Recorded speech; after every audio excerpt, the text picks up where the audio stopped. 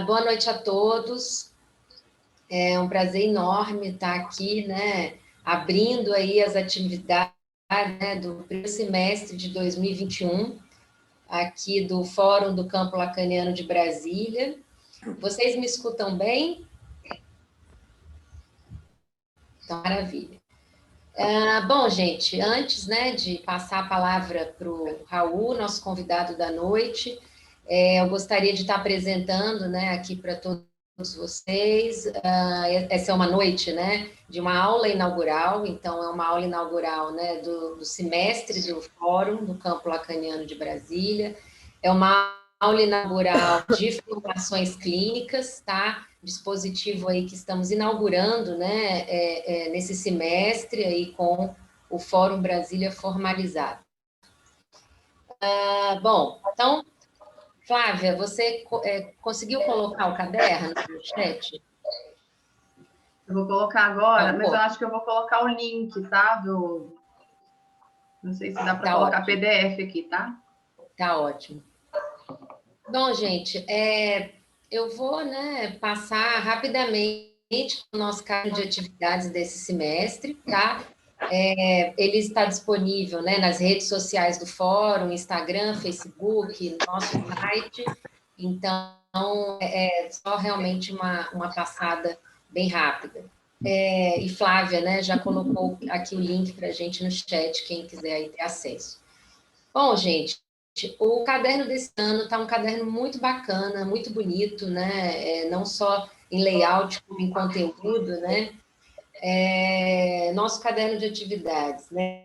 Conta com o seminário, né, de Jéssica Caiado, os quatro conceitos fundamentais da psicanálise, seminário que eu coordeno, né, o corpo na psicanálise, da clínica teoria, o nosso seminário de escola, que é um seminário muito especial, que a gente já tem aí desde o início, né, aqui no nosso coletivo, enquanto iniciativa. Gente, eu vou só pedir um favor, peço que desliguem os microfones, para que a gente evite, né, interferências. Tá? Obrigada.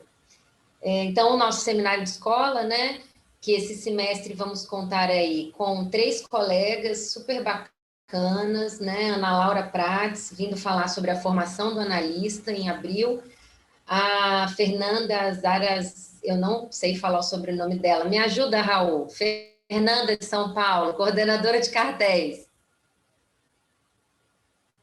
Seu áudio está fechado, seu microfone está fechado. Zakarievski, né? Zakarievski.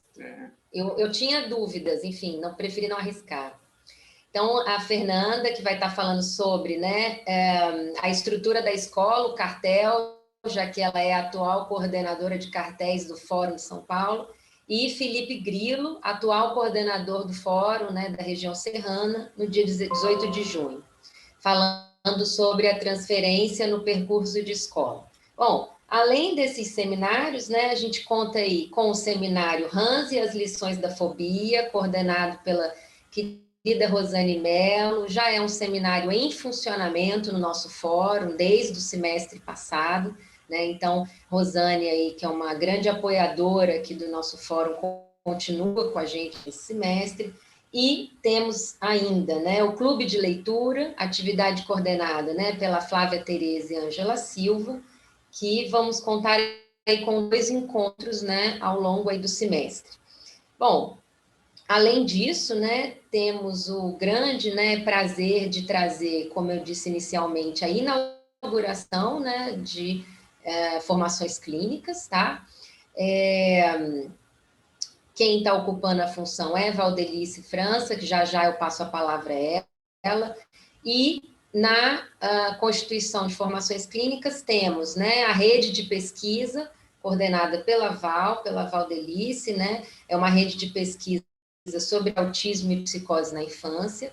Temos também o nosso curso de extensão, tá, que inicia no dia 20 de março, que vão ser aí 4 encontros, né, o nosso curso de estruturas clínicas e o diagnóstico diferencial na psicanálise, que vai contar aí com a presença de queridos colegas e parceiros parceiros, né? Elizabeth da Rocha Miranda, Daniela Chatelar, Marilena Martinho e Sheila Abramovic, né?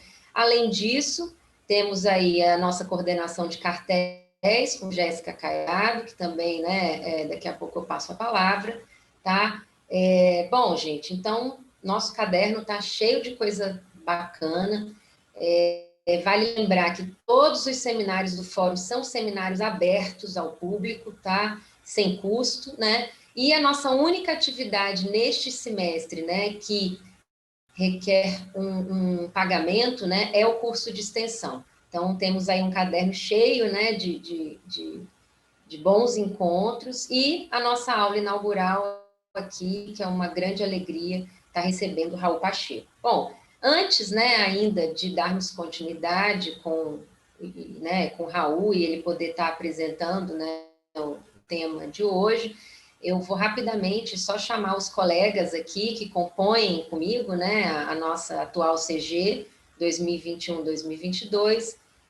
Eu, que aqui falo, né, Marcela Laboissière, estou no lugar de coordenação do fórum nesses 2 anos, né?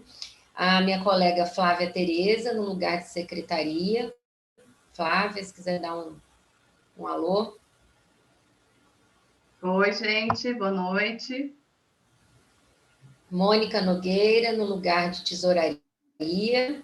Oi, boa noite, sejam bem-vindos. Jéssica Caiado, no lugar de coordenação de cartéis. Oi, gente, boa noite.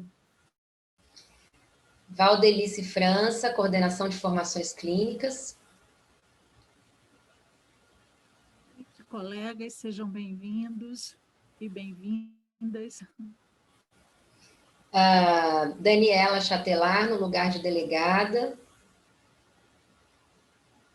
Tá sem microfone, Daniela. Boa noite a todas e todos, sejam bem-vindos. Muito bom estar com vocês nessa noite inaugural. Juliana Bombarda e Ana Guimarães, comissão de divulgação. Oi, pessoal, boa noite. Eu sou a Juliana. Bom, meu nome está ali, né, no cantinho. Eu sou a Ariana. Oi, gente, boa noite, sejam bem-vindos. E Conselho Fiscal, Juliana Bombarda e Juliano Ezono. Eu não sei se a Juliana Ezono conseguiu entrar. Eu consegui entrar, eu acho que meu vídeo, não sei se está aparecendo a imagem. Boa noite a todos. É um prazer nessa aula inaugurar com todos vocês. Ótimo. Bom, então é com muita alegria, né, que aqui a nossa CG, né, junto com os demais membros do fórum, aí abrimos, né, o nosso semestre com essa aula inaugural. Eu gostaria, né, de apresentar o nosso convidado, né, Raul Albino Pacheco Filho, é psicanalista AME da EPFCL Brasil, membro do Fórum do Campo Lacaniano de São Paulo, onde coordena a rede de pesquisa Psicanálise e Saúde Pública, professor titular da Faculdade de Ciências Humanas e da Saúde da PUC São Paulo, atuando no programa de estudos pós-graduados em Psicologia Social, onde coordena o Núcleo de Pesquisa, Psicanálise e Sociedade, e no curso de graduação em Psicologia, coordenando o Núcleo de Psicanálise, Práticas Clínicas e Saúde. Raul é psicólogo pela PUC São Paulo e mestre e doutor pelo Instituto de Psicologia da USP, Universidade de São Paulo. Bom, Raul, muito obrigada, né, por estar aqui com a gente hoje, ter aceitado o nosso convite.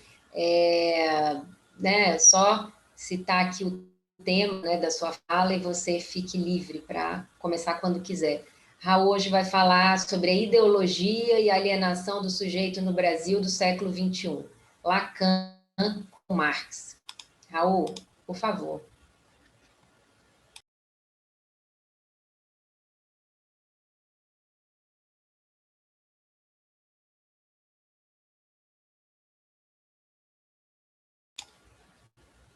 Tá me ouvindo, Raul?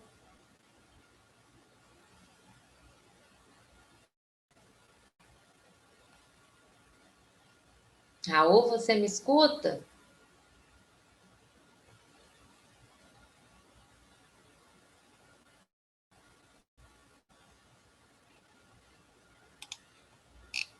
Manda uma mensagem para ele, Marcelo, de repente. Ele está aqui no vídeo, mas estou achando que ele não está escutando.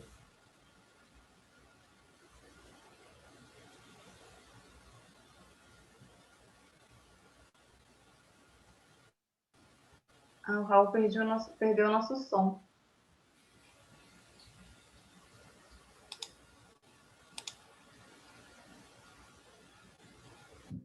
Será?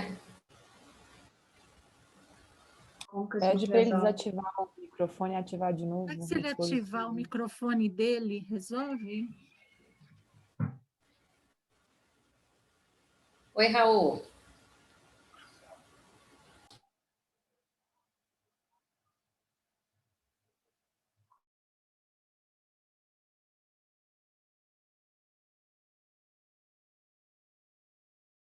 Voltar e não consegui.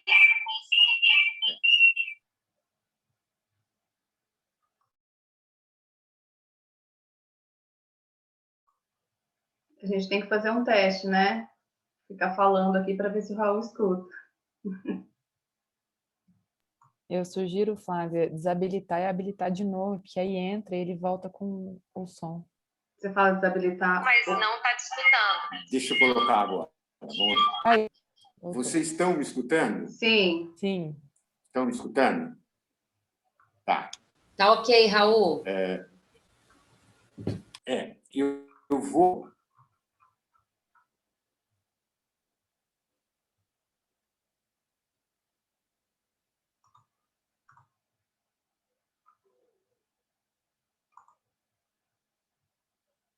Eu mutei o Raul, ele vai ter que...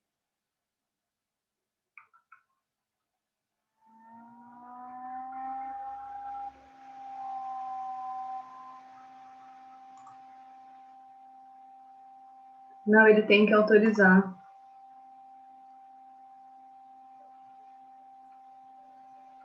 Então, eu vou fazer isso. Eu vou começar a minha fala e, se por acaso eu não escutar vocês, eu vou pegando o som aí com você pelo celular, tá bom? Então, vou fazer isso.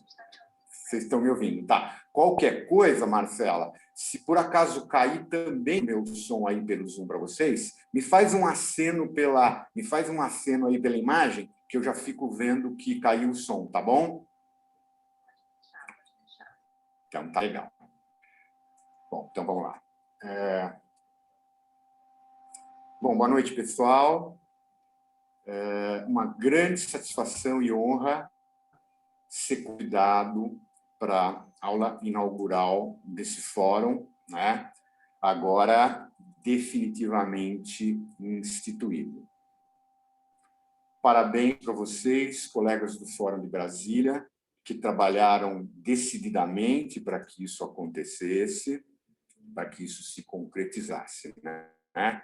Não podia mesmo faltar um Fórum do Campo Lacaniano aí na cidade de Brasília, né? Eu agradeço a todas vocês o convite, em especial a Marcela, né, que é quem falou diretamente comigo. Assim, vejo pela programação aí que a Marcela foi contando que vocês estão começando 2021 aí com tudo, né? A única coisa que eu lamento é a gente estar nessa pandemia, não poder estar com vocês aí para a gente comemorar depois, beber um vinho, alguma coisa e fazer uma comemoração aí presencial. Isso vai ficar mais para frente aí, tá bom? Bueno, então vamos lá. O tema da nossa conversa hoje vai ser ideologia e alienação do sujeito no Brasil do século XXI. Lacan com Marx. Né? E está diretamente relacionado a tudo que a gente está vivendo neste momento no Brasil e no mundo, né? A acusação de ideologia, né?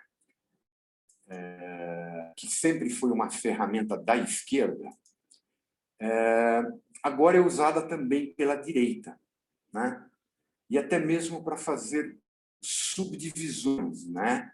como se fala aí, né? O governo tem um núcleo ideológico e tem um núcleo pragmático, por exemplo, né? O ideológico e pragmático do governo Bolsonaro, né? Bom, nunca se falou tanto em política no Brasil, né? Nós, brasileiros, estamos aí agitados, tanto à esquerda quanto à direita, numa frenética atividade linguageira, né? Nas nossas conversas com amigos e conhecidos, nas palestras, nas aulas, nas universidades, nas instituições, nos grupos de WhatsApp, redes sociais, cartas e matérias da mídia, bom, etc.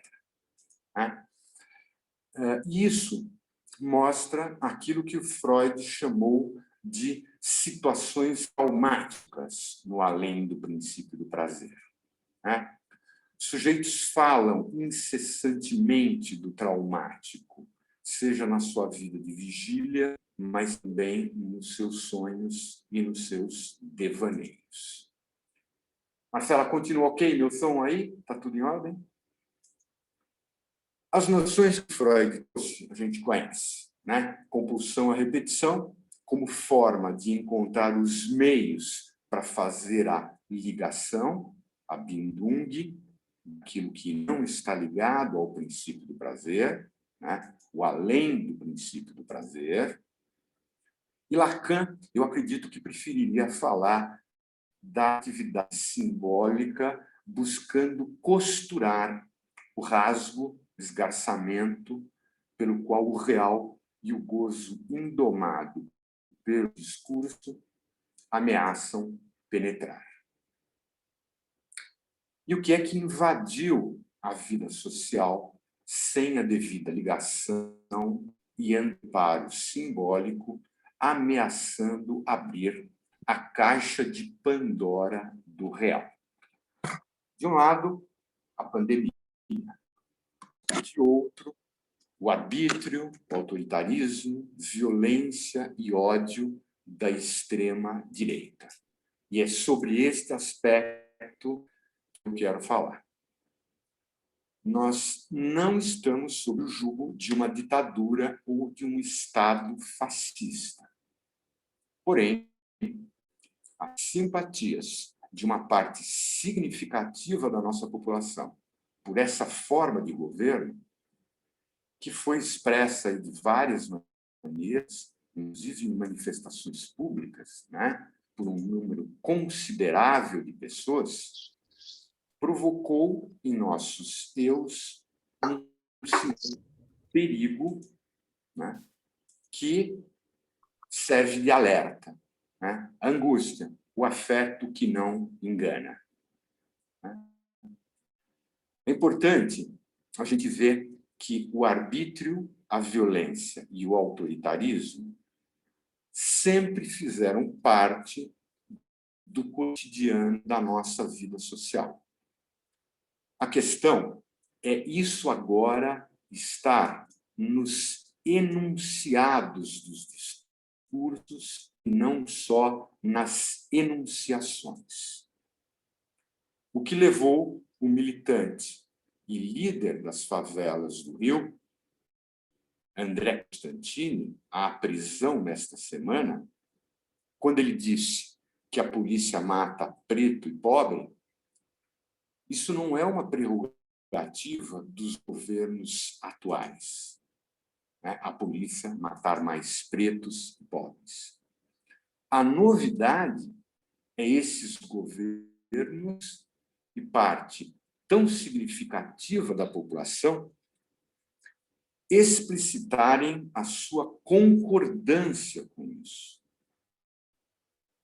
e a sua oposição a toda manifestação ou política que seja em defesa de direitos humanos e contra o arbítrio, a violência e o autoritarismo. Esse lema, né, da Revolução Burguesa, liberdade, igualdade e fraternidade, na verdade, ele nunca esteve vigente, a não ser comum enunciado. Isso nunca funcionou nas práticas sociais. A enunciação sempre foi: a lei é desigual para ricos e pobres e também para as minorias que incomodam. Só que agora, a enunciação surgiu também nos enunciados. E o melhor exemplo disso é o ministro da Saúde, o general Pazuello, anunciar, em 20 de dezembro do ano passado, um protocolo de intenção de compra de 46 milhões de vacinas Coronavac, e um dia depois, o Bolsonaro mandar cancelar o protocolo e, no vídeo, mais um dia depois, o Pazuello dizer: é simples assim, um manda e o outro obedece. Enunciado que metonimicamente evoca outro, que é: manda quem pode, obedece quem tem juízo. Ou seja, a grande novidade é que o que ficava recalcado no nível da enunciação agora subiu ao nível do enunciado. Mas por que a população pobre, que é maioria, e também os sujeitos pertencentes às minorias desfavorecidas mostram aceitação disso? Eu vou arriscar o palpite de que o enunciação completo é o seguinte: as leis e as instituições são desiguais para ricos e pobres, mas todos podem tornar-se ricos, e os esforçados e com mérito o conseguem. Bolsonaro e a direita possibilitam isso, e não a esquerda, com suas políticas de direitos humanos, seu isolamento na pandemia e assim por diante. Esse é o enunciação completa.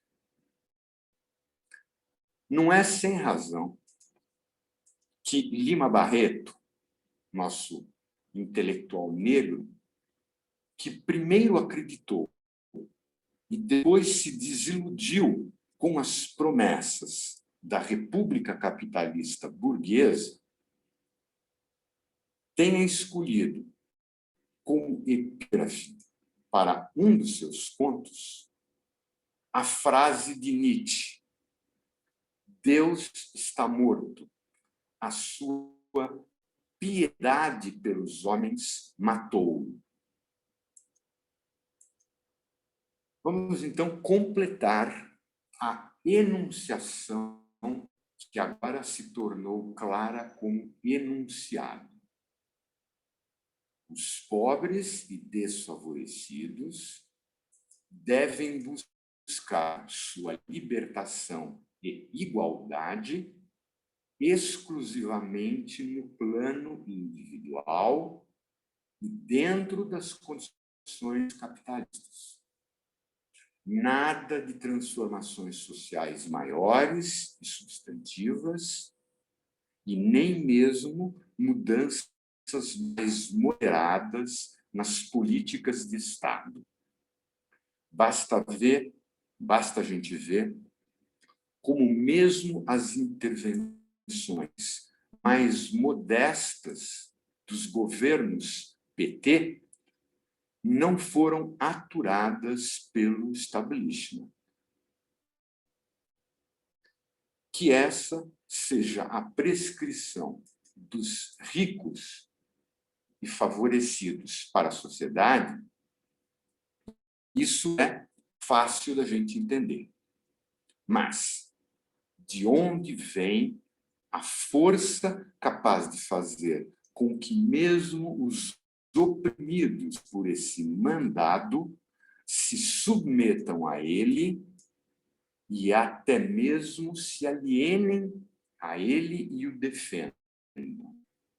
Os pobres e não privilegiados, há incluídos os negros, os indígenas, as mulheres e as minorias sexuais. As forças repressivas do Estado, a polícia e o judiciário, fazem a sua parte, é claro, pela violência estrito sensu. Mas nós não podemos negligenciar o poder simbólico dos aparelhos de Estado na consolidação da ideologia. Aquilo que Althusser chamou os AIEs, os aparelhos. E há também outras instâncias da sociedade civil, como a mídia, que ora atua contra, mas muito mais vezes a favor dessa alienação ideológica. É então que voltou com tudo a clareza da importância de se pensar a ideologia. Chegou-se a dizer que essa não era mais uma noção importante para se pensar o sujeito do capitalismo tardio, para quem não mais valeria a máxima de Marx. Disso eles não sabem, mas o fazem. Agora, a nova máxima seria: eles sabem muito bem o que estão fazendo, mas fazem mesmo assim. Mesmo se fosse apenas nessa segunda versão, nós teríamos que buscar entender isso. E partindo da concepção lacaniana de sujeito, o Zizek, Slavoj Zizek, afirma que o nível fundamental da ideologia não é de uma ilusão que mascare o verdadeiro estado de coisas, mas sim de uma fantasia inconsciente que estrutura a nossa própria realidade social. O que os sujeitos desconhecem não é a realidade, mas a ilusão que estrutura sua realidade e sua atividade social. Bom, mas as fake news mostraram incontestavelmente a atualidade também da primeira versão de ideologia, a do Marx na ideologia alemã. Ou seja, temos duas coisas distintas, mas ambas operantes. E para entender isso, eu considero essencial Marx, a determinação das ideias e do simbólico pelo real da economia e das relações de produção, ou seja, a mais-valia, e Lacan, a determinação das ideias, do pensamento consciente, dos afetos e das ações, pelo real da estrutura do sujeito e dos discursos de aparelhamento de gozo, ou seja, o mais de gozar. Eu só vou assinalar alguns pontos que eu acho importantes para a gente pensar sobre isso, porque não dá mais tempo nesta ocasião. Ou seja, eu só vou propor algumas balizas no que Marx e Lacan nos trouxeram. E aí a gente explora isso um pouco na nossa conversa. Marx fala da concepção religiosa do mundo real, como um místico véu nebuloso em que os produtos do cérebro humano parecem dotados de vida própria, figuras autônomas que mantêm relações entre si e com os homens.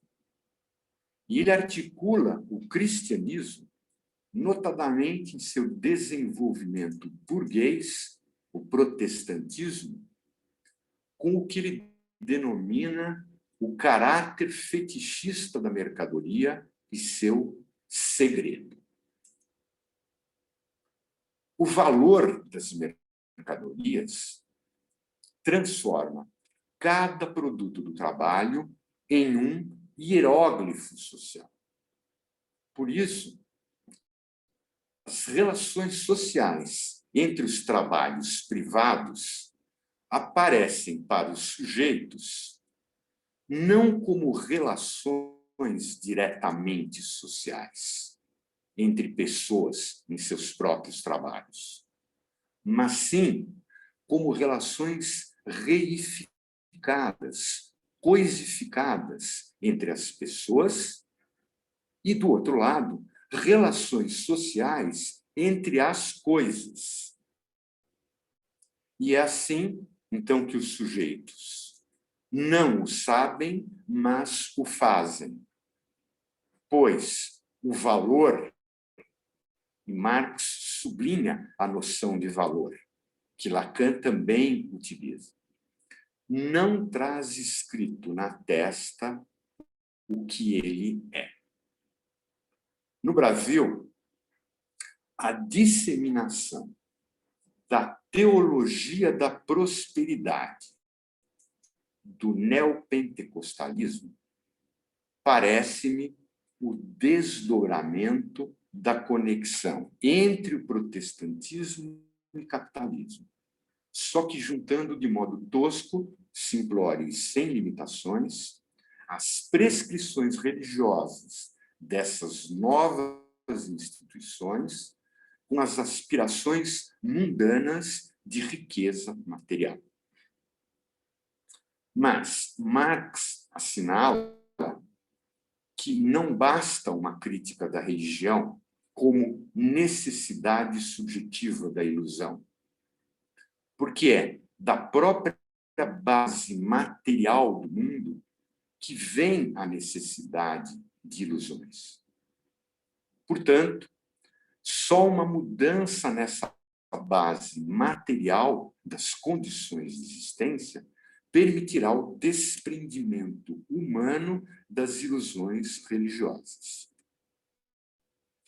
E eu quero acrescentar a isso a contribuição da psicanálise e propor que, ao lado da materialidade da ordem econômica e das relações de produção,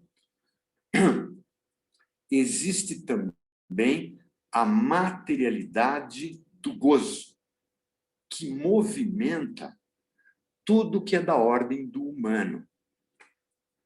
Lacan, no Seminário 17, afirma que a mais-valia é o memorial do mais de gozar. Eu cito Lacan. A sociedade de consumidores adquire seu sentido quando, ao elemento, entre aspas, que se qualifica de humano, se dá o equivalente homogêneo de um mais de gozar qualquer, que é o produto da nossa indústria. Fecho aspas. É na entrada na linguagem que o sujeito faz sua aposta no grande outro. No Seminário 16, Lacan se remete à aposta de Pascal sobre a existência de Deus, para discutir essa relação do sujeito com o grande outro. A determinação da máquina externa sobre os sujeitos, ou seja, o efeito do automatismo da rede simbólica sobre os sujeitos, mostra o caráter constitutivamente sem sentido da lei, pois a obediência a ela, a obediência à lei, não é consequência de que a lei seja justa, boa ou correta, mas simplesmente de que ela é a lei. O fundamento último da autoridade da lei reside no seu processo de enunciação. Esse é o aspecto fundamental do conceito analítico de supereu, incompreensível, irracional e traumático. Cabe mencionar aqui o diálogo entre Deus e Jó, no livro de Jó, na Bíblia, e que é um dos mais influentes livros canônicos sobre os puritanos protestantes. Eu vou citar esse trecho do livro de Jó. É Deus falando para Jó.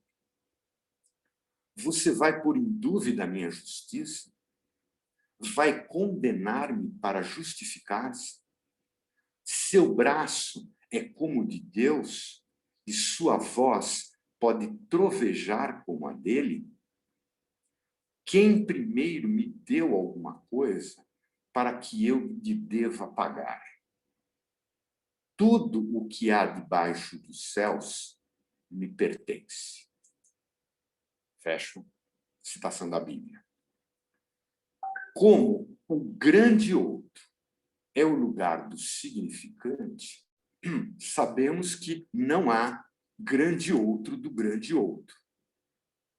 Portanto, diz Lacan, é como impostor que se apresenta para suprir sua falta o legislador, aquele que alega erigir a lei.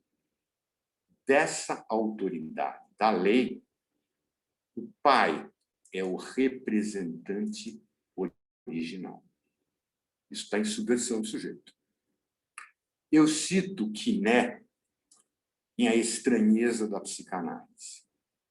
E ele nos diz que o desejo do grande outro é um enigma para o sujeito e que a fantasia é o quadro que o sujeito pinta para responder ao enigma do desejo do grande outro. É a sua forma de tapar cenicamente o furo no grande outro que lhe retorna como castração. A fantasia sustenta a suposição de consistência do grande outro. Daí a mencionada afirmação de Zizek de que o nível fundamental da ideologia, o que os sujeitos desconhecem, não é a realidade, e sim a ilusão que estrutura a sua realidade e a sua atividade social. É a linguagem e não a lei que barra o gozo. O prazer introduz no gozo seus limites. E o neurótico identifica a falta do grande outro com sua demanda. Daí, resultando que a demanda do grande outro assuma a função de objeto em sua fantasia. Em termos da teoria lacaniana dos discursos, enquanto estruturas de ordenação do gozo, nós poderíamos dizer que o fascismo brasileiro, o bolsonarismo, apoiado nas igrejas e empresas neopentecostais, teve um êxito surpreendente na conciliação do discurso do amo, Bolsonaro, com o discurso capitalista, Paulo Guedes. A alienação e o embuste ideológico aí existentes não se derivam de que os sujeitos não tenham consciência de que nas relações concretas o que impera é a desigualdade. O que responde pela ideologia, nesse caso, é a articulação da realidade dos sujeitos e de suas atividades sociais, seu trabalho, a sua política estrito sensu, por meio da construção da fantasia de um poder superior. O mito, de um lado, e o mercado, de outro. Investindo na articulação de suas fantasias singulares, a fantasia ideológica desse poder superior, coletivamente construído, os sujeitos aparelham seus gozos por meio de uma surpreendente conciliação entre o discurso do amo e o discurso capitalista. A ignorância é uma das paixões do ser, e o não querer saber nada disso é uma condição estrutural de todo ser falante. Portanto, a norma é que os seres humanos assumam uma posição estruturalmente semelhante à de Édipo, que fura seus olhos e assume para si toda a culpa. Assim, em sua cegueira, negam os crimes do pai, no caso de Édipo, Laio. Como na tragédia, nossa atitude usual é buscarmos sustentar um pai imaginário todo-poderoso, seja um líder absolutista, seja um mercado que se autorregula harmoniosa e consistentemente. Ou seja, uma potência absoluta que seria capaz de livrar-nos de todo sofrimento e mal-estar. Se não na vida terrena, pelo menos em uma suposta vida após a morte. É assim que a população trabalhadora alinha-se à ideologia que sustenta e legitima a sua alienação e exploração e desincumbe-se da condição de agente político. Ou, pior ainda, sustenta em sua ação política o autoritarismo, o arbítrio, a desigualdade e a violência.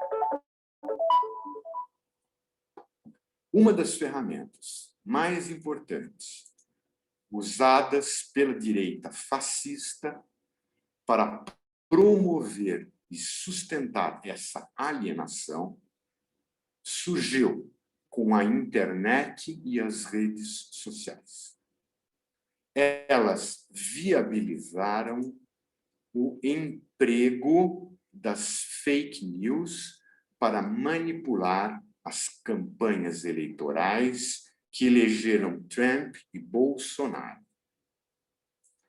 Steve Bannon, diretor executivo da campanha presidencial de Trump em 2016, e a Cambridge Analytica, chefiada por ele, foram um aspecto chave por trás de tudo isso. Bannon é líder do grupo The Movement, que reúne conservadores do mundo todo. E em janeiro de 2019, Eduardo Bolsonaro disse em uma rede social que Bannon o havia escolhido para liderar o movimento no Brasil. A ciência do século XXI consegue proezas notáveis. Nós vemos isso. Como, por exemplo, desenvolver uma vacina contra o coronavírus em meses.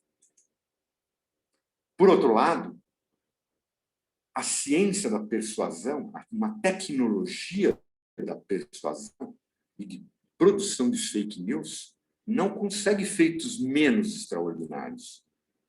Ela consegue manipular parcelas até majoritárias de populações, alterando suas convicções eleitorais e políticas e suas concepções sobre ciência e mundo.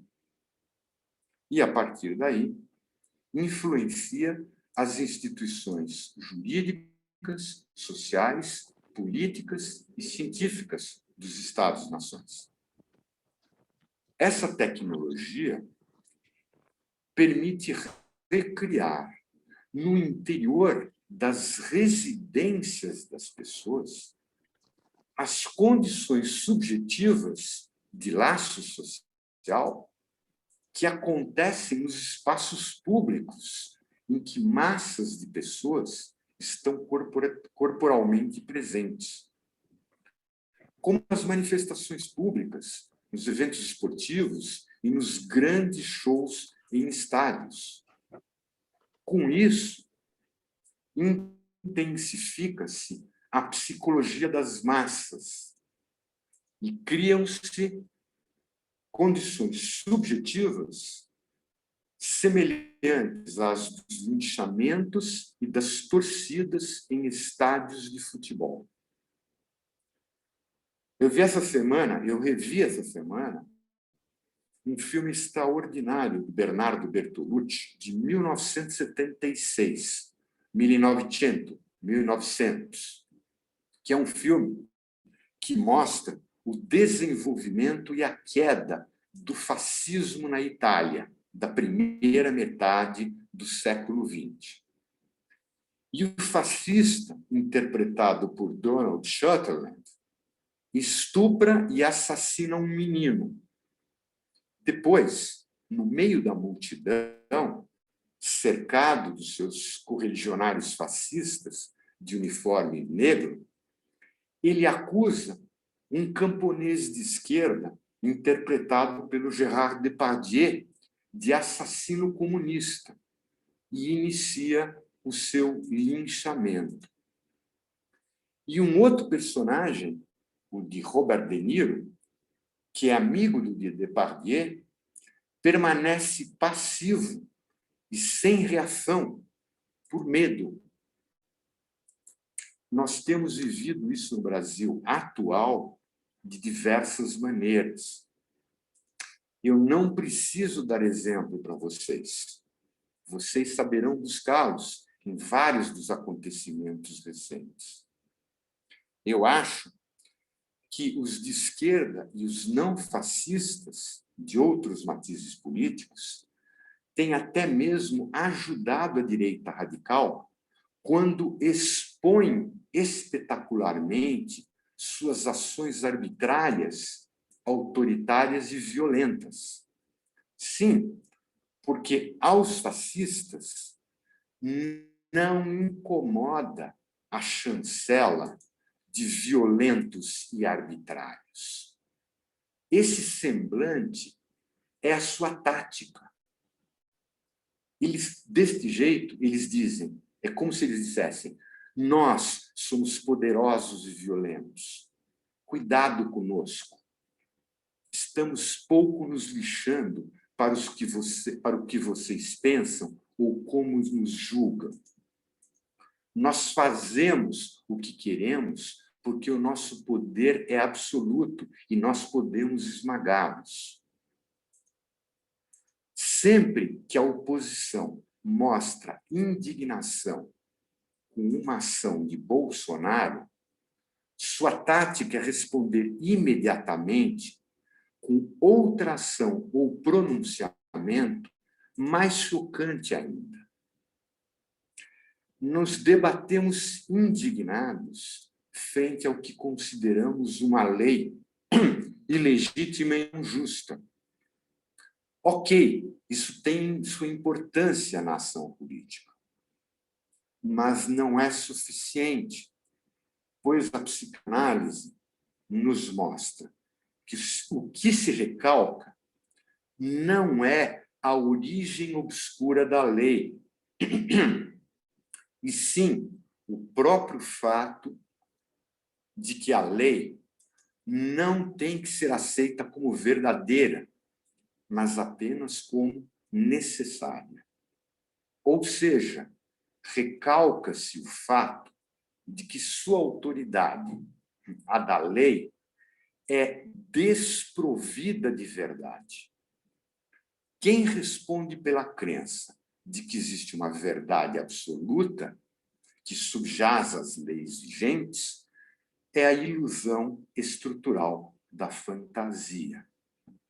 E é o processo de transferência descoberto pela psicanálise que move as pessoas a acreditarem que a verdade pode ser encontrada nas leis.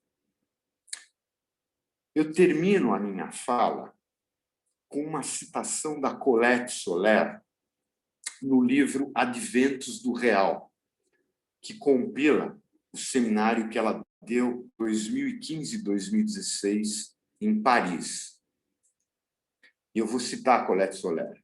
Ela diz o seguinte: o um fundador do outro não é suficiente para nos levar ao reconhecimento do inconsciente como saber sem sujeito, como grande outro que não é sujeito. Por quê?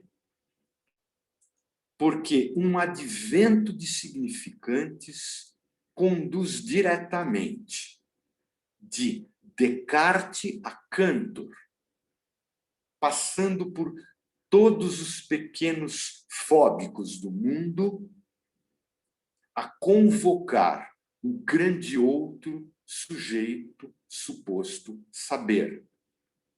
Aquele mesmo que o inconsciente contradiz. O um fundador do grande outro é que desemboca na transferência. Bom, fecho e termino minha fala com essa citação da Colette Soler. Eu estou vendo que nós vamos ter um problema, que é o seguinte: eu acredito que agora, quando eu passar de volta a palavra para vocês, eu não vou estar escutando. Se isso acontecer, Marcela, eu vou pedir para você o seguinte: eu vou ligar para você, se eu não estiver escutando, eu vou ligar para você e vou pedir para você deixar o som do teu celular ligado para ver se eu consigo escutar. E se eu não conseguir, você, por favor, me passa as questões, comentários que os colegas fizerem. Raul, tá bom? você está me escutando agora? Opa, agora estou te escutando. Então Tá faz o seguinte, deixa o seu áudio aberto, não fecha o microfone não, deixa assim. Tá legal, que agora estou escutando bem vocês, ainda bem, legal. Se der algum tá problema, a gente opta pelo celular, tá? Legal, Marcelo. Tá bom. Ufa! Que aula, hein, Raul? Nossa Senhora! Maravilhoso. Muito obrigada. Mãe na nossa conversa. Eu fiz inúmeras anotações, sabe? Mas, bom, vou tentar aqui, né? Trazer alguns pontos aí que eu escutei, né? Para a gente poder dialogar, conversar, abrir também, né? As pessoas aí que tiverem comentários e questões para Raul, seja pelo chat, né? Ou aqui abrindo o microfone. Bom, Raul, você, né? trouxe religião, ciência, psicanálise, política, né? Foi aí um recheio, né? De um atravessamento do atual momento, né? E não só dele. Alguns pontos eu achei muito bacana da sua fala. Primeiro que você coloca logo no início, né, da sua exposição, sobre, né, essa passagem que vem acontecendo, né, da enunciação para o enunciado, né? E isso eu percebi ao longo de todo o texto, né? De alguma forma, houve aí, né, um encadeamento ritmado, né, através aí dessas duas colocações, né? O outro ponto que me chamou muita atenção e que eu achei muito preciso, né? E que talvez pode ser que no momento que a gente esteja vivendo, a gente acabe perdendo essa pensão de que, na verdade, quem barra o gozo é a linguagem e não a lei, né? E eu achei isso muito bacana, né? Exatamente porque o que a gente tem assistido, escutado, assistido, né? Ainda mais aí nesse um ano, né, de pandemia, com tantas políticas negacionistas e de todas as ordens, né? O como a lei tem ocupado um lugar de a verdade sem barra, né? Isso é algo que eu acho que a gente poderia aqui passar horas, né, dialogando. Bom, só estou levantando pontos, tá, Raul? É só realmente para a gente abrir aqui o debate.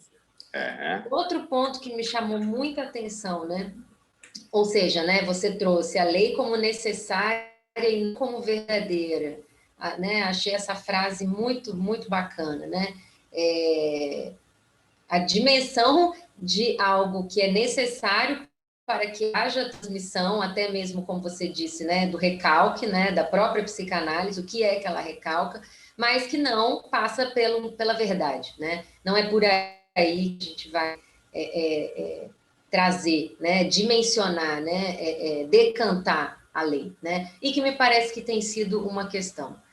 Um outro ponto, né, que você trouxe, e aí talvez essa seja a minha única pergunta, né? Vou aqui me arriscar.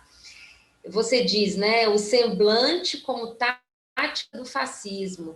E aí eu perguntaria, a estratégia seria, então, a necropolítica, né, pensando nas colocações de Lacan, né, tática, estratégia e política, né? Qual seria a estratégia, né, utilizada aí nesse momento, né?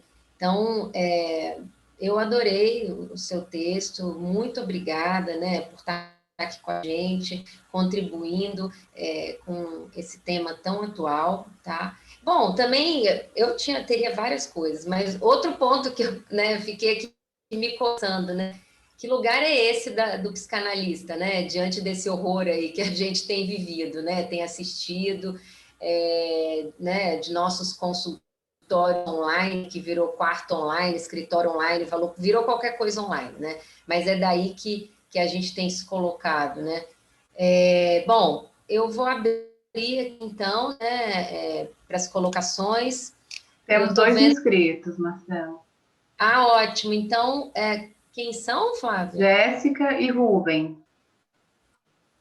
Bom, então, Jéssica, por favor. Jéssica, faz sua intervenção e depois o Rubem. Tudo bem? Tudo bem. Raul, eu queria te agradecer. É a primeira vez que eu te escuto, né? Ainda mais no nosso fórum, fico muito feliz com esse momento. E o meu seria mais um comentário também em relação quando você traz que a lei ela é desprovida de verdade. E isso me fez pensar que... Está funcionando, aconteceu isso em outro momento hoje. Que os sujeitos, eles têm aí uma fantasia de que a verdade, ela pode ser encontrada na lei, né? Uma verdade absoluta. E você até traz isso antes, que a lei, ela não é questionada se é justa, boa, né, correta, mas ela está ali, talvez até como esse pai, né, esse pai do céu, o pai da lei, que seria capaz de nos livrar de todo esse mal-estar. Então, fiquei pensando nisso, né? De como não questionamos a lei, que ela tem ali um estatuto de verdade, mas também ela é desprovida da verdade. A verdade de tentar arrancar esse mal-estar desse sujeito e, ao mesmo tempo, não questionado de qual lugar, né, se está falando dessa lei. É isso. Ok. Rubem. Olá, Raul. Olá, Rubem.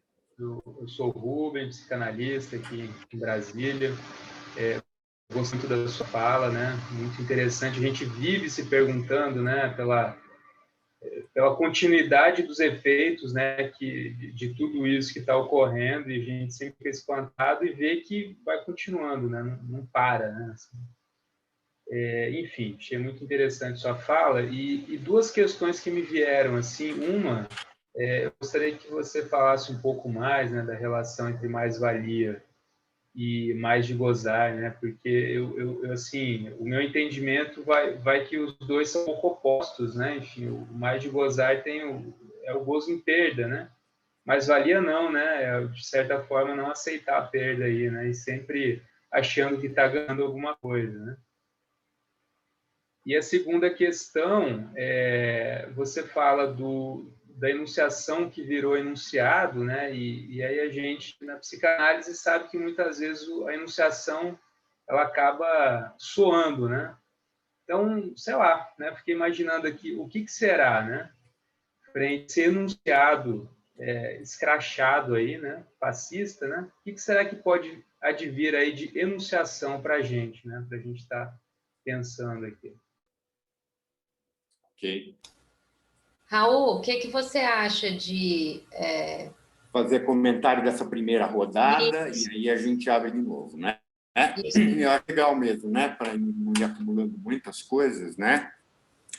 Pessoal, eu vou fazer assim, eu vou dar uma resposta breve para cada uma das colocações de vocês, né? Bom, nesse tipo de situação a gente sabe que é o que dá para a gente fazer mesmo, né? Cada uma dessas questões de vocês, a gente podia ficar aqui desdobrando, eu com vocês, seria muito interessante, né? Muito legal. Mas, dada a situação, eu vou fazer um pequeno comentário de cada coisa, né? Então, a Marcela está trazendo aí essa questão da passagem da enunciação para o enunciado, né? Que é uma coisa que eu ressaltei bastante, né?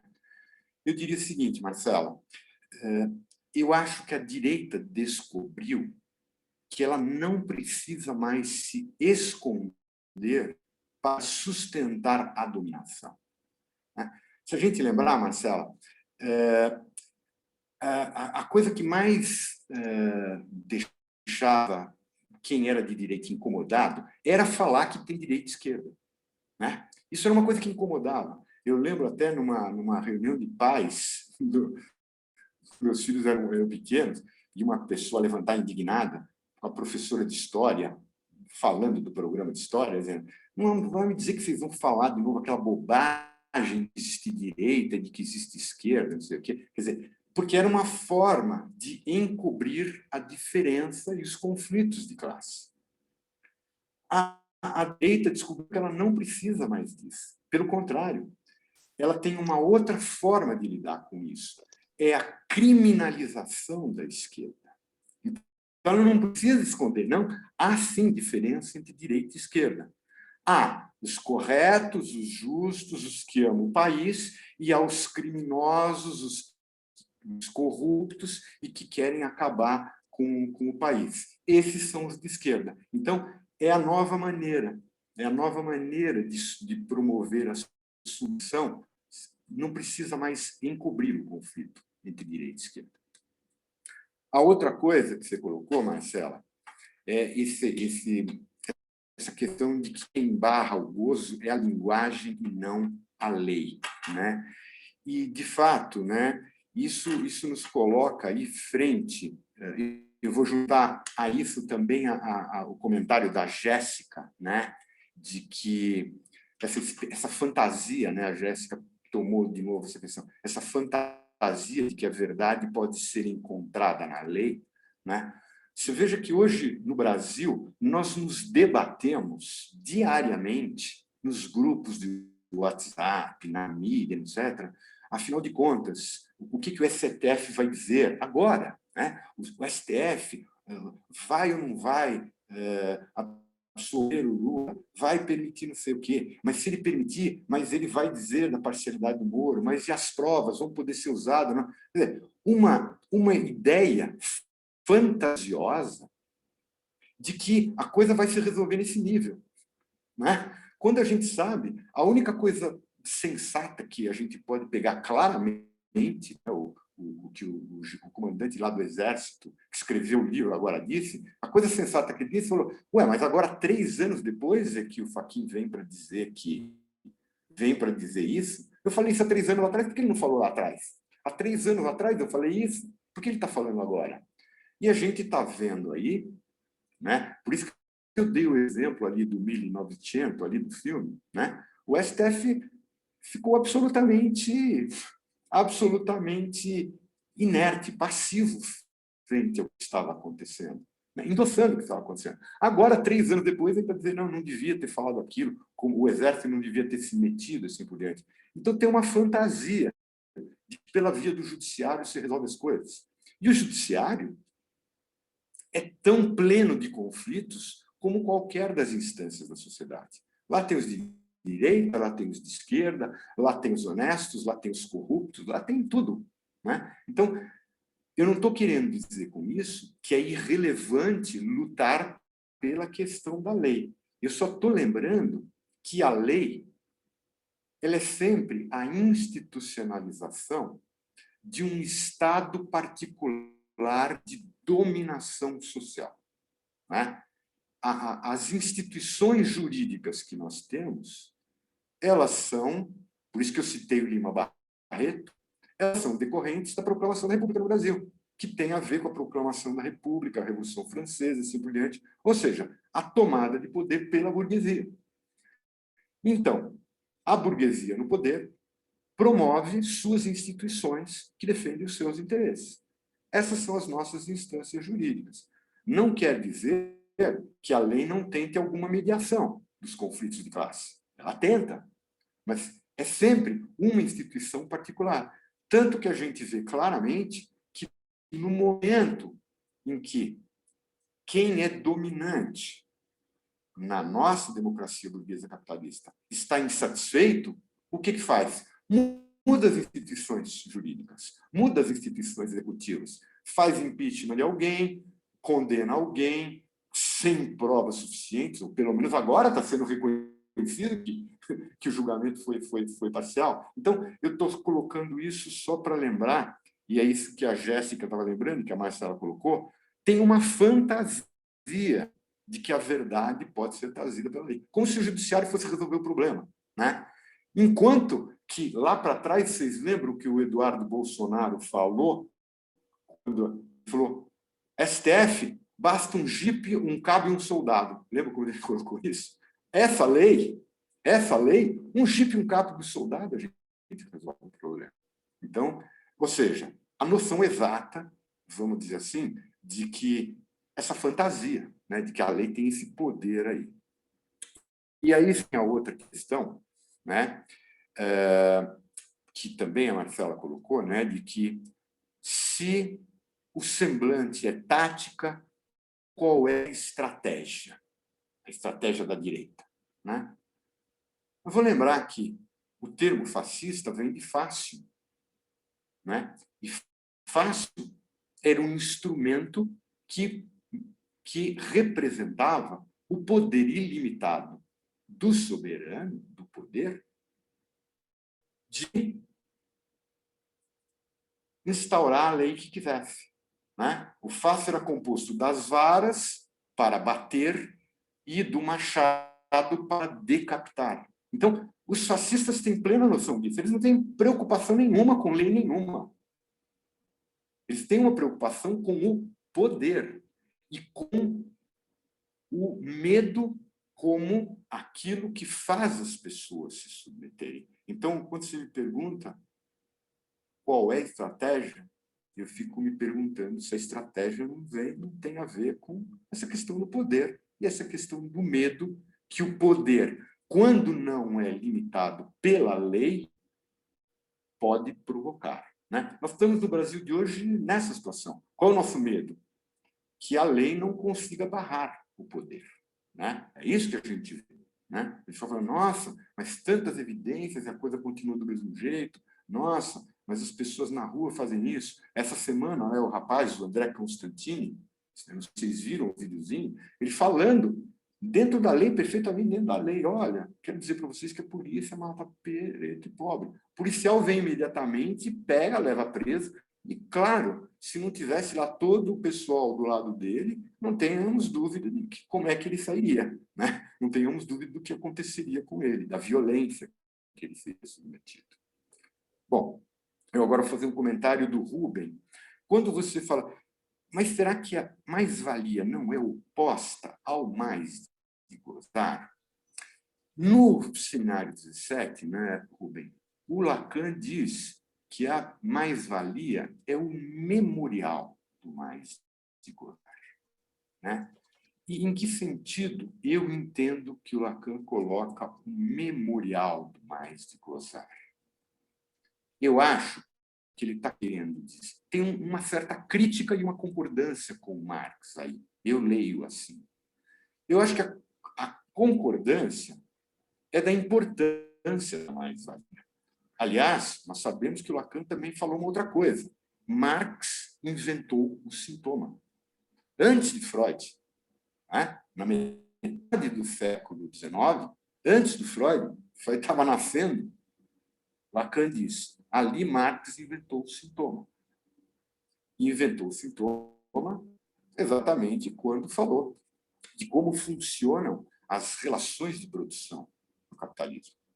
Que tem sempre algo que fica de fora, mas que movimenta o sistema. E o que é que fica de fora? É a mais-valia. A mais-valia tem que ficar de fora porque ela é a parte do trabalho que não é pago. Porque se fosse pago, não haveria lucro para o capitalista. Então, a mais-valia, como aquilo que fica de fora, é o que movimenta o sistema. Por outro lado, eu entendo que o que Lacan quer mostrar é que, nas condições históricas do capitalismo, é a mais-valia que movimenta. Mas o sujeito humano não existe só nessas condições históricas. Existem muitas outras. Aonde tem ser humano, tem algo que move o ser humano. E o que move o ser humano é o gozo, né? Freud falou a passagem do instinto para a pulsão, né? E Lacan trouxe a questão do gozo para dar conta daquilo que o Freud, no além do princípio do prazer, traz da compulsão à repetição, né? Então, eu entendo que quando ele está falando que a mais-valia é o memorial do mais gozar, ele está querendo dizer assim, bom, no capitalismo, o mais de gozar aparece sob a forma de mais-valia e movimenta o sistema. Mas, por trás dela, o que tem é gozo. Por trás da mercadoria, o que nós fazemos é gozar. Inclusive, Lacan cria esses termos, né? As latusas, né? As articulações de mercadoria com objeto mais de gozar que o discurso capitalista consegue promover e que cria o que Lacan chama de aletosfera, né? Quer dizer, tem a atmosfera, tem a estratosfera, mas em volta da nossa terra, da nossa cultura, o discurso capitalista criou uma aletosfera, cheia de latusas, cheio de objetos de mercadorias que movem, que capturam o nosso gozo e nos movem. Bom, eu vou parar por aqui sobre essas questões para abrir mais uma rodada aí, né, Marcelo? Não sei se você quer devolver para o pessoal aqui, para vocês, para você, para a Jéssica, para o Rubem, ou você quer abrir para outras pessoas, não sei como é que você vai... Olha, se deixar, eu não paro de falar, mas eu não vou fazer isso não, porque tem gente aqui se inscrevendo no chat, eu acho que pode ser bacana trazer também a contribuição do pessoal do chat. Sandra Francesca. Sandra, você quer abrir seu microfone e falar? Marcela, eu estou sem condições para escrita nesse momento, por isso que eu escrevi no chat. Você pode ler para mim a questão? Claro, claro. A pergunta da Sandra, Raul, é a seguinte: o que sustentaria a fantasia dos sujeitos diluídos na massa frente à potência e ao horror do real? Por exemplo, na nossa sociedade atual, com negacionistas da realidade, da ciência e das diferenças? Questão para o Raul, a quem parabenizo pela belíssima aula inaugural. Você podia só repetir? Obrigado, Sandra, obrigado pelo teu comentário. Você pode só repetir? Eu que te agradeço por essa aula magnífica. Sandra, você pode só repetir de novo a questão claro. dela para poder registrar claro. direitinho? O que sustentaria a fantasia dos sujeitos diluídos na massa frente à potência e ao horror do real? Ela dá um exemplo. Por exemplo, na nossa sociedade atual, com negacionistas da realidade, da ciência e das diferenças? Tem mais uma pergunta da Juliana Toledo. Juliana, você quer ligar o seu microfone ou quer que eu fale? Olá, boa noite, gente. Boa noite, Raul. Obrigada pela aula, foi excelente. Eu estou com um vídeo desligado porque minha internet está muito ruim. Seu vídeo está ligado. Seu vídeo está ligado. Não, ele está ligado, mas aí ele fica falhando quando eu ligo, por isso que eu estou desligando. Então, eu posso fazer a pergunta, mas eu vou desligar o vídeo, tá? Então, a minha questão é: a colonização da subjetividade pode ser um mecanismo que contribui para que os oprimidos não se oponham ao governo? É um conceito que eu estou trazendo de um livro que eu li recentemente do Frantz Fanon e que me fez pensar na sua apresentação aí a partir do que você trouxe sobre a enunciação enquanto enunciado e qual é essa força que impede que os oprimidos se oponham e muitas vezes fiquem até do lado do Estado. E aí eu penso nesse conceito de colonização da subjetividade. Legal. Legal. Ok, Juliana. Ok. É interessante, eu acho que uma coisa, a pergunta dela na minha, não é? Sim, sim, tem tudo a ver, né? São perguntas articuladas aí, né? Legal. Raul, pode ficar à vontade para responder. Né? Então tá, então eu vou pegar. Bom, todas as questões aí que estão sendo colocadas são extremamente pertinentes. Aí eu agradeço a vocês, né? Porque essa oportunidade, para mim, é sempre uma oportunidade de eu poder pensar um pouco sobre um assunto, né? E também trazer aí para escutar o que vocês pensam e a gente poder fazer essa troca, né? Essa parte aqui, para mim, é a mais importante, inclusive, né?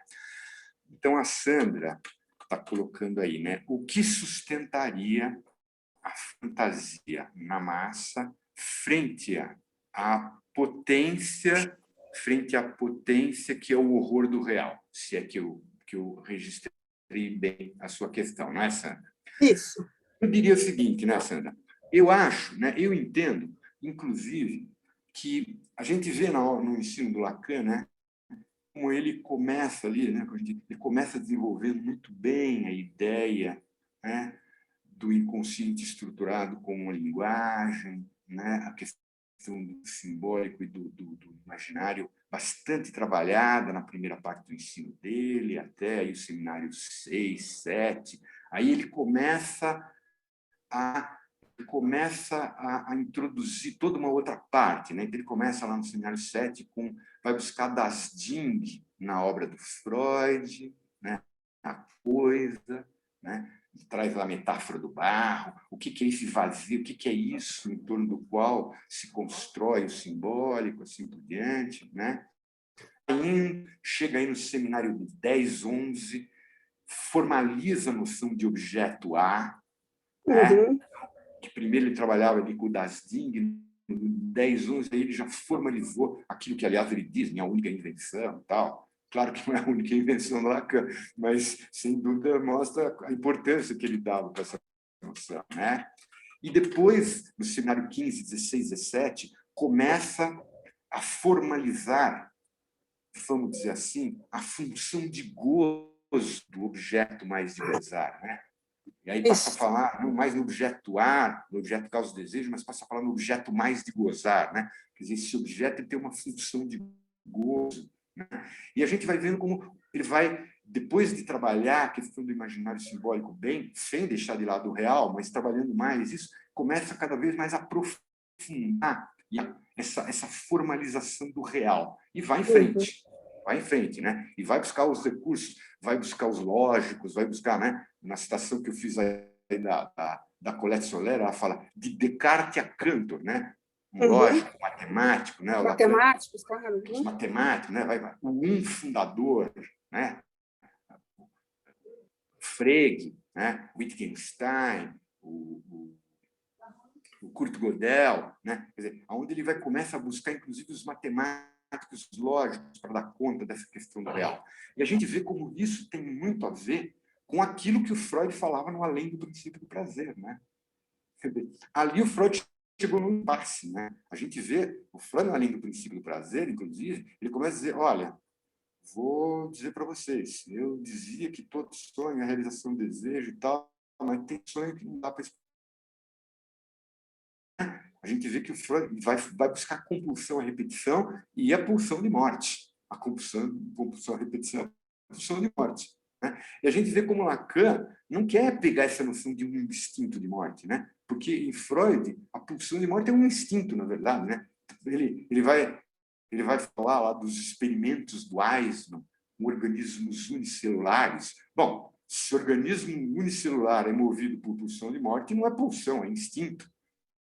Não é um ser de linguagem, não é? Os protozoários não são seres de linguagem, né? Então a gente vê como o Freud é o primeiro, né? O grande primeiro, né? Trabalhando, que eu sempre digo, né? Não podemos reclamar nada do que Freud não nos deu. O que ele nos deu já é mais do que a gente poderia esperar. Idem Lacan. Com certeza. Oi? Com certeza. Idem Lacan, né? Mas a gente vê que o Lacan foi muito além do que o Freud tinha trazido no Além do Princípio do Prazer. E essas formalizações, a formalização dos discursos, do gozo, do real, do né?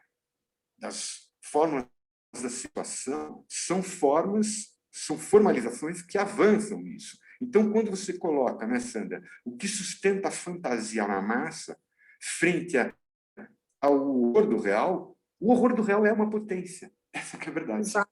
Né? O real é uma potência. Né? Ele põe a gente para trabalhar. Né? Ele é o traumático. Né? A gente tenta envelopar o real de alguma maneira. Né? É isso Raul, mas seria, então, desculpa te interromper, mas seria, então, alguma coisa da ordem do gozo, não é?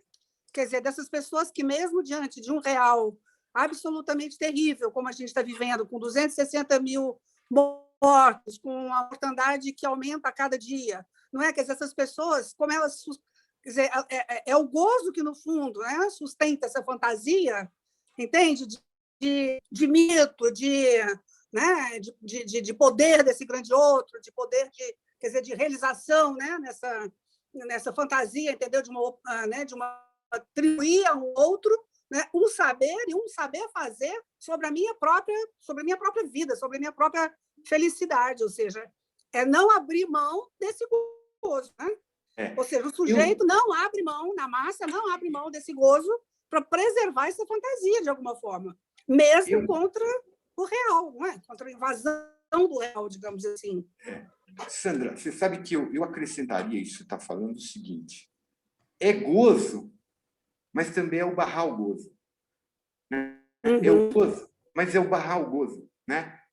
Por isso que, inclusive, que eu falei da ilusão estrutural da fantasia. Quer dizer, construir uma fantasia. Construir uma fantasia sempre é uma forma de tamponamento do real. Né? Vamos lembrar a imagem que o Lacan traz do quadro do Magritte, a condição humana, em frente à janela, né? Onde, do lado de lá da janela está o real. E a fantasia é o quadro que retrata o real, ao mesmo tempo representa o real, mas ao mesmo tempo deixa o real lá do lado de fora. Então, vamos dizer assim, tem alguma coisa na fantasia, e aí eu estou reunindo isso com a fantasia coletiva, no sentido de que a fantasia ideológica é uma fantasia coletiva que serve para que os sujeitos, os indivíduos, articulem a ela as suas fantasias singulares. Então, cada fantasia de cada sujeito é única e singular, mas isso não impede que os sujeitos consigam articular suas fantasias a uma fantasia ideológica e compartilharem no laço social certas coisas, que é o que você está colocando, que é sempre, por meio da fantasia, eu perco o gozo, mas, ao mesmo tempo, eu também ganho um jeito de gozar. Então, tem os dois lados da moeda, né? Perfeito, perfeito. Eu vou lembrar, até para falar um pouco disso que você está colocando, aquelas coisas que a gente viu, né, que viralizaram aí, né? Por exemplo, os grupos de direita, com aquelas manifestações de rua, arrancando a máscara. Nós não temos medo aqui, né? Ou as próprias manifestações do Bolsonaro. Eu sou atleta, eu tenho vida atleta, eu não preciso ter medo, isso é apenas uma gripe, eu tomo cloroquina, não sei o quê. Quer dizer, tem um negacionismo, como você colocou, né? Tem um negacionismo que, de uma certa forma, ele barra o real. Por que barra o real? Exato, é isso. Porque o coronavírus, a morte, isso é real. Exato. Isso é real. Né? E isso nos assusta. É isso que é negado, que é denegado. O Freud disse, né? Nós não temos registro da nossa própria morte. Claro. Nós não temos registro da nossa... Então, isso é real. Não há nenhuma representação. Então, na hora que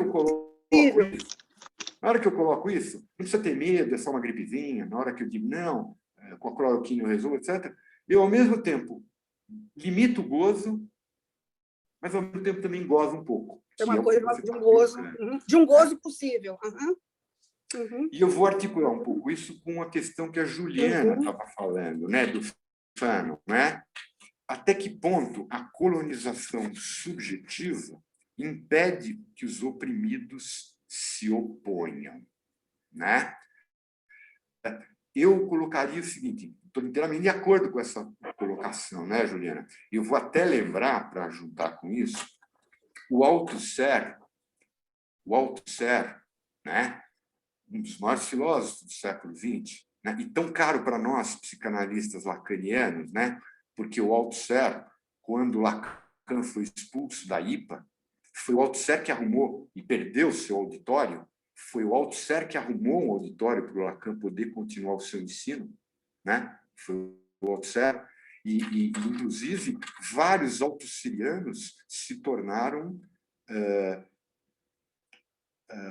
espectadores do seminário de Lacan, tantos que a gente conhece por aí, né? A começar do Jacques Miller, né? Ou do Claude Milner e assim por diante, né? Vários discípulos do Althusser passaram a assistir os seminários do Lacan, né? E o Althusser é um dos pensadores mais importantes da questão da ideologia, né? O texto dele, que eu mencionei, né? Ideologia, aparelhos ideológicos do Estado, diz uma coisa muito parecida com isso, né, que o Fanon também traz, embora com uma outra formalização, que é a ideologia captura os indivíduos como sujeitos.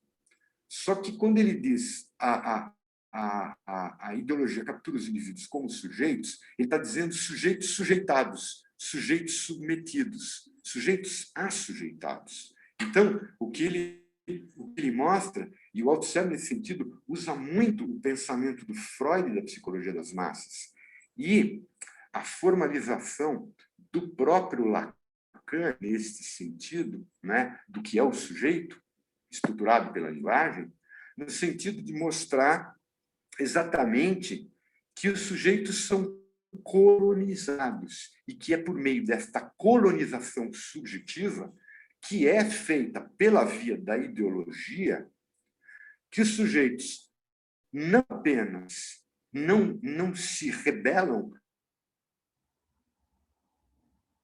que os submetem, mas também até se aliam àquilo que os submete, né? Nós vemos aí hoje, né, por exemplo, a gente vê nesse momento da pandemia e do atual capitalismo, né, por exemplo, coisas muito complicadas, né, que tem sido falado por alguns pensadores, sociólogos, da uberização da economia, né? Uberização, tudo virou Uber, né? Por exemplo, né?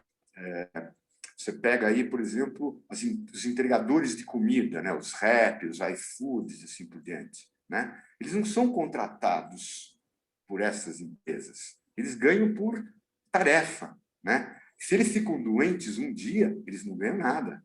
Se ele tiver um acidente, ele não vai ganhar nada. Ele não tem plano de saúde, ele não tem férias, ele não tem 13º, ele não tem carteira assinada, não tem nada. Ele funciona por tarefa. Isso tem sido chamado de uberização da economia. Você encontra, eu já vi várias pesquisas feitas, você encontra vários destes motoboys, entregadores de comida, que têm uma certa consciência do que acontece. Mas você tem toda uma outra parcela que acha que não, que acha que, inclusive, são privilegiados por serem contratados dessa maneira, que é melhor do que ter carteira assinada, que se ele tiver carteira assinada, ele iria ganhar menos, que a economia não se move. Então, estou inteiramente de acordo com o que você está dizendo, de que a colonização subjetiva impede os oprimidos de se oporem, mas eu acrescentaria a isso a formatação do gozo. Ou seja, há uma questão de colonização do sujeito e há uma questão de aparelhagem do gozo.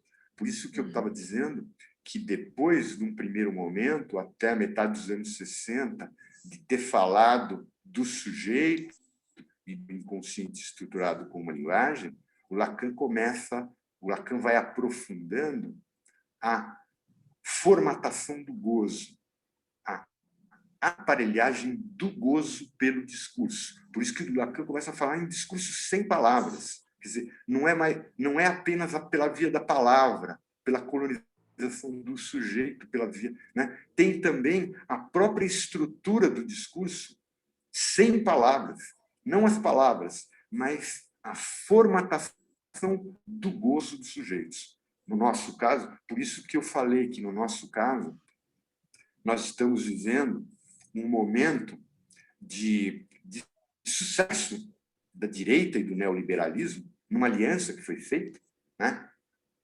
A extrema-direita com os neoliberais, que esse governo que nós temos hoje é a representação mais bem acabada disso, né? Eu brinco, num outro lugar que eu falei, eu disse assim, né? É o pai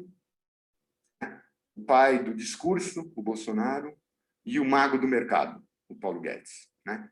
São os dois poderes que são sentidos pelas pessoas como absoluto e frente às quais elas se submetem. Não dá para ir contra esse homem, que ele te esmaga, né? E não dá para ir contra o mercado, porque se você tentar reivindicar mais, carteira assinada, melhores salários, não sei o quê, a economia vai para o espaço, né? Não é o que está... Nós não estamos vendo isso hoje no jornal? Está lá, né? O STF diz que as provas contra o ex-presidente Lula não são válidas. Imediatamente embaixo, o próprio jornal já diz assim: com isto, o dólar subiu e o mercado está muito preocupado se por acaso o PT vier a...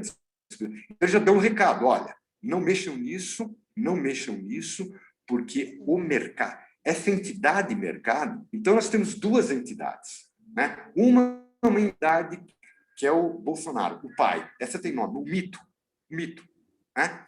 A outra é uma entidade que o Paulo Guedes representa, mas que é uma entidade meio difusa. Quem é o mercado? É a XP, é o Bradesco, é o Itaú, são os bancos americanos? Quem é esse mercado que não quer isto ou não quer aquilo e que assusta todo mundo?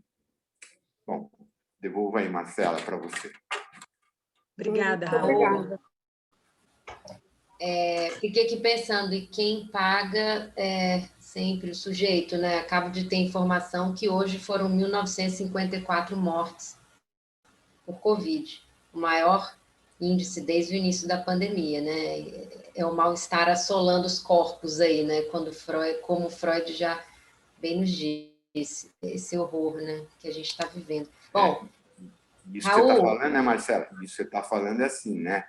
Se a gente for olhar entre esses mortos, a gente vai ver que, tudo bem, né? Existem, sem dúvida nenhuma, as pessoas de classe média alta, as pessoas ricas, mas com certeza a gente sabe sempre que nas periferias, entre os mais pobres, a situação é sempre mais dramática, né? Claro. O número de mortes e tal sempre é maior. E aí vem a pergunta, por que ao mesmo tempo estão tendo manifestações contra o isolamento, né? Quer dizer, assim, manifestações contra aquilo que a ciência, que eu falei, né, que consegue esta proeza de meses fazer uma vacina, aquilo que esta ciência diz, olha, nós precisamos disso, precisamos manejar os isolamentos, os lockdowns, assim por diante, porque é que, afinal de contas, as pessoas que teriam a se beneficiar um pouco disso, né? Claro, alguém pode falar, bom, mas o sujeito da periferia precisa comer, ele precisa trabalhar, o que é verdade também. Mas quem falou que não poderiam ser pensadas, né, formas dessas pessoas se protegerem e ao mesmo tempo trabalharem, ou ao mesmo tempo terem, sei lá, né? Acho que assim, um governo pensando nisso apresentaria alternativas, mas não existe nenhuma alternativa. A alternativa é tem que voltar a trabalhar, porque senão a economia vai para o espaço. Exato. Raul, cabe mais 2 questões para a gente encerrar ou não? Marcela, acabei de perder o som agora. É engraçado, eu não sei o que é que está acontecendo, que eu acabei de perder o som. Você não está me ouvindo? Agora voltou. Agora voltou. Coisa estranha, não sei o que é. Cabem mais 2 colocações antes da gente encerrar? Como é que tá? Para mim, tudo ok. Aí vocês é que vem o tempo aí. Para mim é uma satisfação. Não, você vai ter que colocar o limite aqui, senão a gente não vai trabalhar com ele, não. Bom, tem mais uma questão da Valdelice, né, membro aqui do nosso fórum. A pergunta dela é: então, qual seria a função do psicanalista neste tempo? A nossa estratégia do 1 a 1, da política do não todo, teria efeitos nesta macropolítica?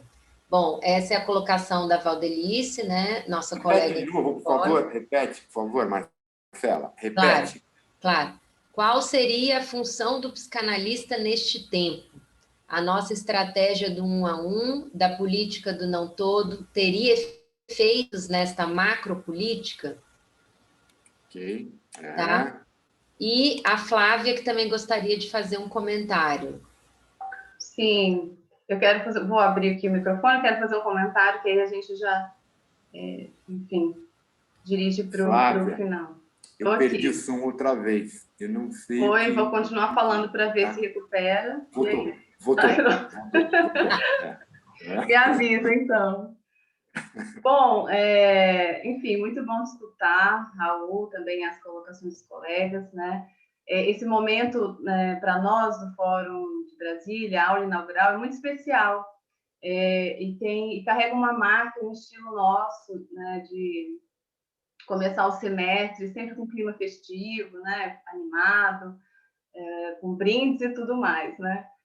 Enfim, e também é quando nós convidamos, né, a comunidade analítica a juntar-se a nós nessa empreitada de fazer a psicanálise avançar em Brasília, né, avançar no coletivo em Brasília, né, que eu acho que isso é importante, e tem um caráter de ocupação. Desde 2017, né, a gente vem ocupando cada dia com mais força, né, o Planalto Central do Brasil, né, a nossa capital. com a psicanálise e o significante escola. E isso não é pouca coisa, né? E agora, atualmente, o clima festivo caiu bastante, né? Não é à toa, claro, mas eu acredito que cabe a nós continuarmos para ter esperança, né? Ou que a gente invente uma também. Eu acho que a única forma de ter esperança é, apesar de tudo, continuar, avançar, enfim, sustentar, né? E, bom, já estou caminhando para a minha pergunta, mas, enfim, eu quero agradecer a todos vocês pela presença aqui hoje, né? Porque esse tipo de coisa não se faz sozinho, né? Quero agradecer Raul Pacheco, né, pela sua presença aqui. A sua presença é um presente para nós, e eu não tinha dúvida de que a sua fala viria com a potência de sempre, né? Dos seus diálogos sobre política e a psicanálise. E, Raul, eu ando às voltas com esse significante ocupação. E eu queria te fazer uma pergunta que me parece até ingênua de colocar aqui. Mas eu queria saber a sua opinião, né, sobre o fato de não haver intelectuais, ou se existe um número muito pequeno, né, de intelectuais ou psicanalistas ocupando lugares nos governos das cidades, dos estados e do país. Eu queria te ouvir um pouquinho sobre isso. Obrigada. Posso ir lá agora, então? Marcela, você vai passar para a gente? Estamos te ouvindo, pode falar. Bom, então aí as duas colegas do Fórum Brasília, né, a Val e a Flávia, aí trazendo mais essas questões importantes aí para a gente poder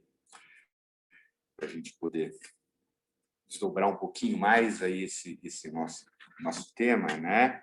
Então, da Valdelice aí, né, essa questão, qual a função dos psicanalistas neste tempo, né? A estratégia do 1 a 1, do não todo, atuaria na macropolítica?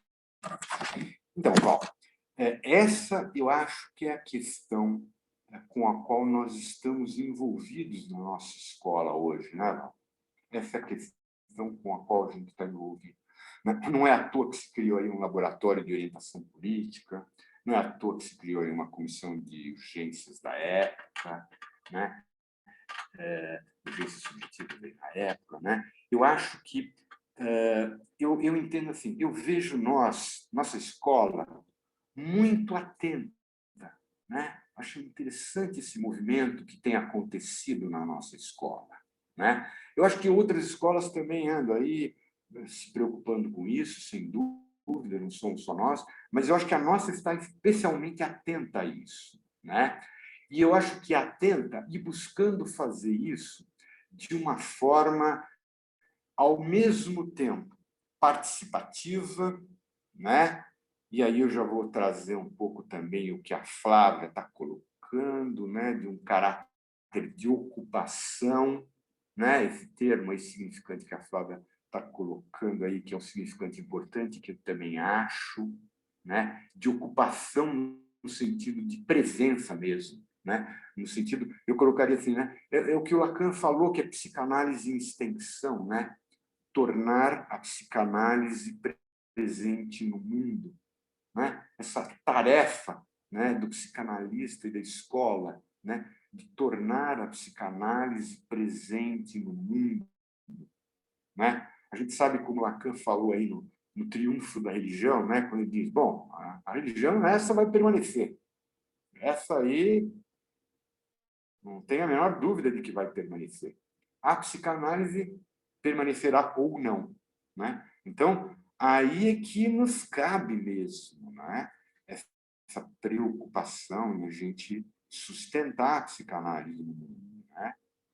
Porque sustentar a psicanálise no mundo, eu diria, não somos só nós que sustentamos o sujeito no mundo, a singularidade dos sujeitos no mundo, não somos só nós, os artistas também fazem isso, né? Outros campos também, né? Há pensadores na filosofia que fazem isso, há pensadores nas ciências sociais que fazem isso, né? Assim, eu acho que não somos só nós. Mas nós temos uma função muito importante, né? Desde Freud que a gente sabe disso, né? Então, eu diria, né? A humanidade precisa da psicanálise. A humanidade precisa da psicanálise, né? E nós, então, temos uma tarefa importante aí, né? Nós somos só simples profissionais, trabalhadores, né? Ser psicanalista não é ser um profissional, né? Ter um salário ou ser um profissional autônomo no capitalismo, né? Não é uma forma de ganhar dinheiro e se sustentar só, né? A gente sabe, cada um de nós sabe disso muito bem. A gente sabe nosso envolvimento com a psicanálise, tudo bem. Nós ganhamos nosso sustento através desse ofício, né? Nós nos sustentamos na sociedade capitalista com essa atividade, com esse ofício. Mas a gente sabe que não é apenas isso para nós, né? É muito mais do que isso, né? A gente não tem em Freud e Lacan apenas um manual de como exercer uma prática profissional. Então, a transferência com esses pensadores, né? A gente está ligado, temos uma transferência entre nós temos laços entre nós que são laços libidinais, transferenciais, né?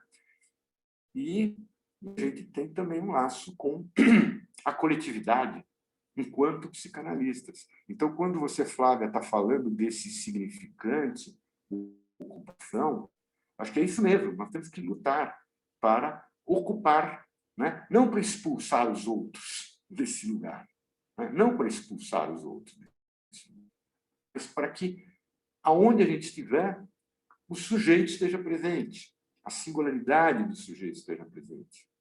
Freud e Lacan possam ser ouvidos, né? Então, nesse sentido, eu acho, você falou aí em esperança, né? No fundo, a gente sabe que se o sujeito for esmagado, né? O que restará para a humanidade, né? 1984, a gente sabe das utopias que falam do que restaria de uma humanidade sem singularidade de sujeitos. Seria uma humanidade escravizada. Seria uma humanidade escravizada, né? Então, a nós cabe lutar contra esta robotização, né? Contra esta massificação, né? Contra este desaparecimento da diferença das alteridades, das subjetividades singulares, né? E agora a pergunta da Valdelice é uma pergunta difícil, né? Valdelice, eu não tenho a resposta. Eu estou aqui pensando junto com vocês e continuaremos a pensar e a nossa escola vai continuar a pensar sobre isso. A pergunta é perfeita, ela é mais do que pertinente para a gente ter sempre clara esta pergunta, né? O que nós, psicanalistas, podemos fazer neste tempo?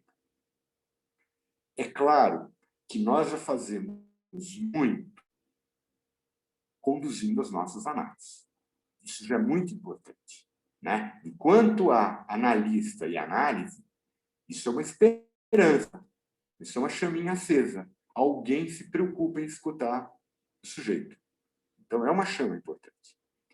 Mas eu acho que estes tempos presentes estão nos convocando a algo mais também. A algo mais. Como que nós podemos, além das nossas análises, além da condução das nossas análises, fazer algo que opere não apenas no 1 a 1, por mais importante que seja operar no 1 a 1. Eu digo em termos de, vamos dizer assim, na política, não a política que a Marcela lembrou, né, da política estratégia tática na direção do tratamento, mas também uma política estratégia tática que possam fazer algo no âmbito da política estrito sensu, no âmbito do laço social, que não é o laço analista com o seu analisante, que é um laço analista e analisante, mas no laço dos laços coletivos. Nós estamos nos perguntando sobre isso. com todo cuidado e com todo rigor, né? Porque a gente pode também meter os pés pelas mãos nisso, né? Nós podemos cair aí numa espécie de discurso do mestre ou discurso universitário, né? Como, dentro da nossa própria maneira de operar, nós podemos levar isso. Eu acho que tem algumas coisas, né, Valderice? Por exemplo, né, nas universidades está sendo feito isso também, né? A nossa escola tem feito pronunciamentos sobre uma série de coisas que aconteceram, né? Sobre fatos recentes, né? Sobre o autoritarismo, sobre a violência, né? Sobre a opressão, sobre as diferentes formas de viver a sexualidade. Nós temos feito pronunciamentos sobre isso, pronunciamentos individuais, cada analista, mas as escolas têm feito pronunciamentos, né?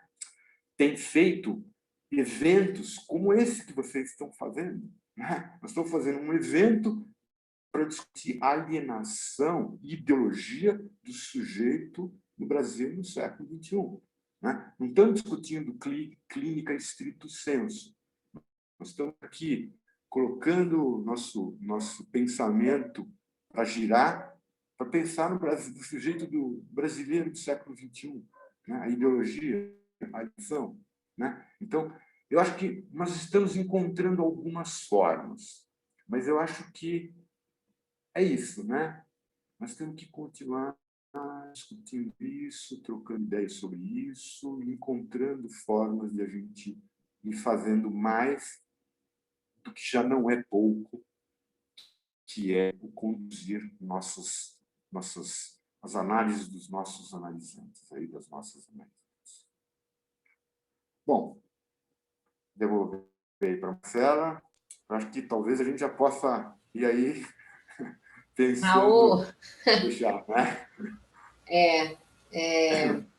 Bom, gostaria, né, primeiro de agradecer ao Raul por estar aqui com a gente essa noite.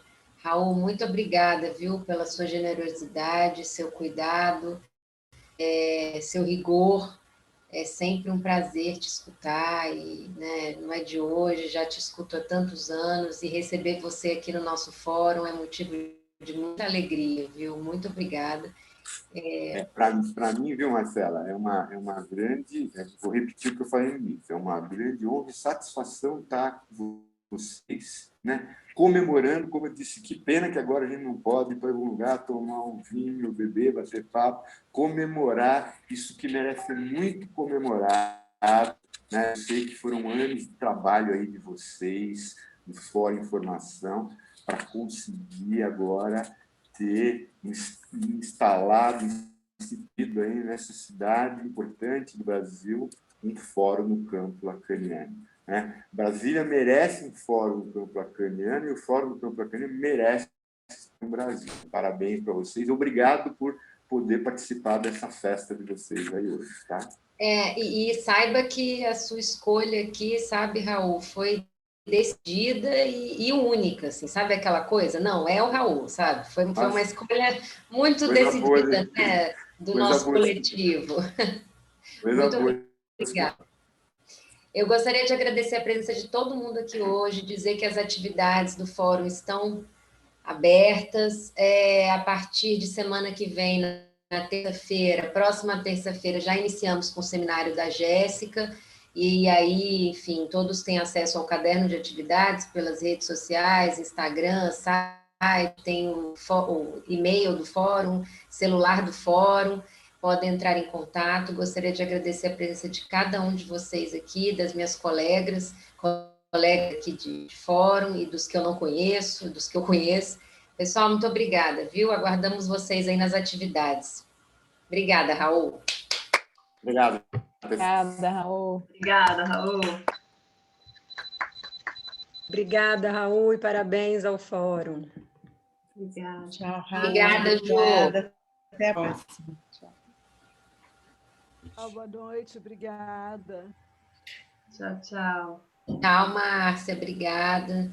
Tchau, gente. Boa noite. Tchau, boa noite. Tchau, Ana Lu. Tchau. Tchau, gente. Boa noite. Colegas.